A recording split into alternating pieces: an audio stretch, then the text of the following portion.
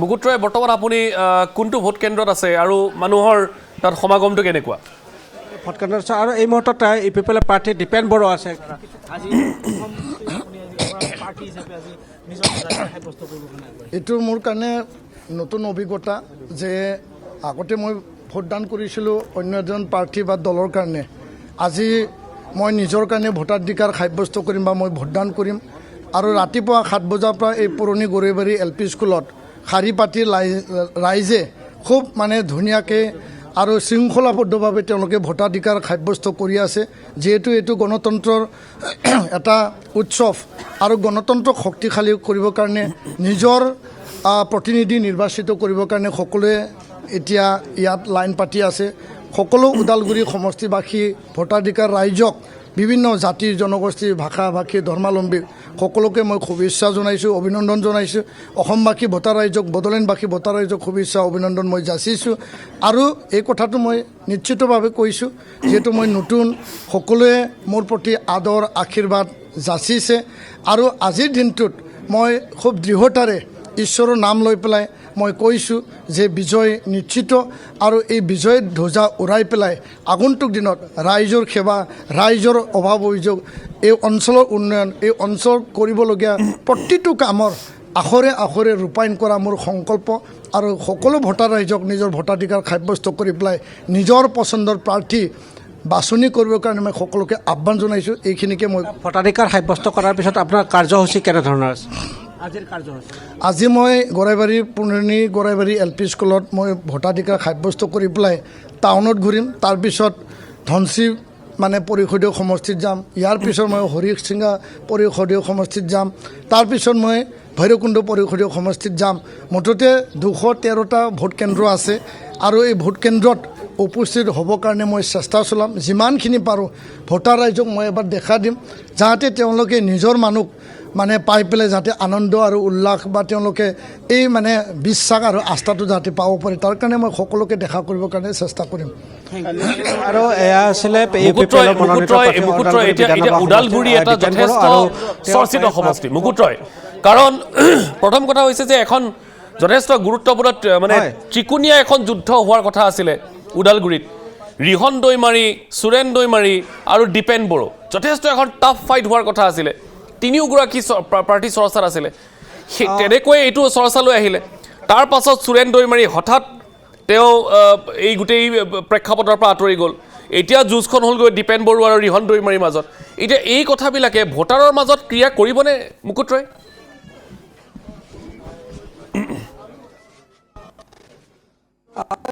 নিশ্চিতভাৱে এই বিষয়টো যথেষ্ট চৰ্চাত আছে কাৰণ অৰ্থাৎ যেতিয়া মনোনয়ন পত্ৰ প্ৰত্যাহাৰ কৰিব লাগিছিল সেই সময়ত মনোনয়ন পত্ৰ প্ৰত্যাহাৰ কৰাৰ পৰা বিৰত থাকে কংগ্ৰেছ পাৰ্টীৰ সুৰেন স্বৰ্গীয়াৰী কিন্তু অতি লক্ষণীয়ভাৱে যেতিয়া ভোট গ্ৰহণৰ প্ৰক্ৰিয়াৰ কাৰণে ইতিমধ্যে যিসকল পলিং প্ৰিজাইডিং বিষয়া আছে সেইসকল ভোট কেন্দ্ৰলৈ ৰাওনা হৈছে তেনে সময়তে তেওঁ গুৱাহাটী মহানগৰীত উপস্থিত হৈ ওদালগুৰি বিধানসভা সমষ্টিৰ কংগ্ৰেছ পাৰ্টীৰ সুৰেন স্বৰ্গীয়াৰীয়ে তেওঁ মনোনয়ন তেওঁ প্ৰাৰ্থিত্ব প্ৰত্যাহাৰ কৰা তেওঁ দাবী কৰে কিন্তু প্ৰাৰ্থিত্ব প্ৰত্যাহাৰ কৰা বুলি দাবী কৰিলেও যিহেতু মনোনয়ন পত্ৰ প্ৰত্যাহাৰৰ অন্তিম দিনত তেওঁৰ প্ৰাৰ্থিত্ব প্ৰত্যাহাৰ কৰা নাছিল সেই অনুসাৰে আজি EVM-ৰ যি তেওঁৰ বেলট আছে EVM-ত যি সেই চিষ্টেমত কংগ্ৰেছ প্ৰাৰ্থীগৰাকীৰ প্ৰতীক আৰু নামো সম্বলিত হৈ আছে নিশ্চিতভাৱে আৰু যিহেতু ওদালগুৰি বিধানসভা সমষ্টিত যদিও মানে শক্তিশালীভাৱে কংগ্ৰেছৰ সংগঠন নাই তেনেস্থলতো যিসকল বৰ্তমানে কংগ্ৰেছ কৰি আছে হয়তো তেওঁলোকেও এই সুৰেন স্বৰ্গীয়াৰীৰ পক্ষত ভোটদান কৰাৰ সম্ভাৱনাক নুই কৰিব নোৱাৰে এই মুহূৰ্তত মই ইপিপেলৰ প্ৰাৰ্থী দীপেন বড়োৰ সহধৰ্মিনীক আমি প্ৰত্যক্ষ কৰিছোঁ তেওঁ ভোটাধিকাৰৰ কাৰণে শাৰী পাতি আছে আমি তেওঁৰ পৰা কিছু কথা জানিবলৈ প্ৰয়াস কৰিম বাইদেউ আহিছে আজি আপুনি ভোটাধিকাৰ সাব্যস্ত কৰিবৰ কাৰণে কি ক'ব এই মুহূৰ্তত এটাই আশা ৰাখিম জিকি যোৱাটো মানে আশা ৰাখিছোঁ যে এখেতে বিপুল ভয়ত জিকি যাওক কাৰণ বহুত কষ্ট কৰিছে ৰাইজে কষ্ট কৰিছে সকলোৱে কষ্ট কৰিছে সকলোৰ কাৰণে জিকি যোৱাটোৱে আশা কৰিম থেংক ইউ এয়া আছিলে দীপেন বড়োৰ সহধৰ্মীয়ে তেওঁ কৈছে যে তেওঁ এটা আশা ব্যক্ত কৰিছে সেই আশা কিমান ফলৱতী হয় সেয়া জানিবলৈ আমি নিশ্চিতভাৱে 4 মে পৰ্যন্ত অপেক্ষা কৰিব লাগিব কিন্তু আপুনি যিটো প্ৰশ্ন উল্লেখ কৰিছিল যে সুৰেন চৰকাৰৰ ক্ষেত্ৰত কি হ'ব কাৰণ যিসকল দলীয় কৰ্মী আছে হয়তো অন্য দলত তেওঁ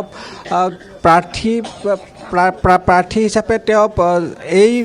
ভোটাৰ ৰাইজক যিসকলৰ তেওঁক ভোটদান কৰাৰ কথা হয়তো ভাবিছিল সেইসকলে হয়তো অন্য দলত যদি ভোটাধিকাৰ সাব্যস্ত নকৰে তেনেহ'লে কংগ্ৰেছৰ প্ৰতীক চিহ্নতে ভোটাধিকাৰ সাব্যস্ত কৰাৰ সম্ভাৱনা থাকি যায় গতিকে সেয়া কি হয় নহয় বা কংগ্ৰেছ প্ৰাৰ্থীগৰাকীয়ে ভোট লাভ কৰে নে নকৰে সেয়া আমি জানিবলৈ নিশ্চিতভাৱে 4 মে পৰ্যন্তই অপেক্ষা কৰিব লাগিব কাৰণ ইয়াৰ কোনো বিকল্প নাই কাৰণ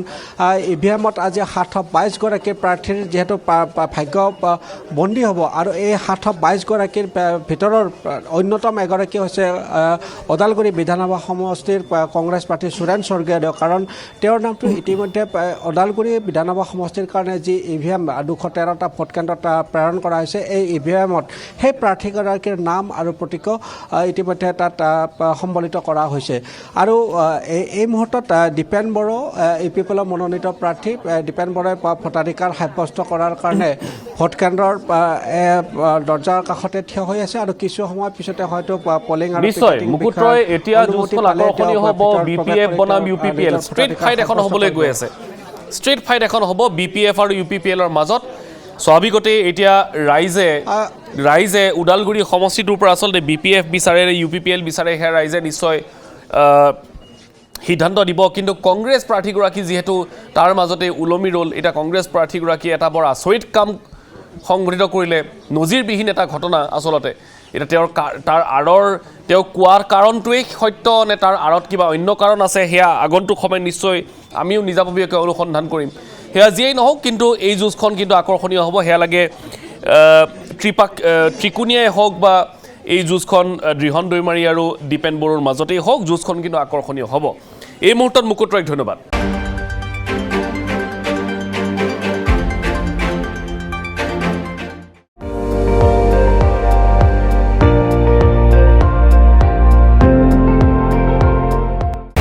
আপুনি চাই আছে ND24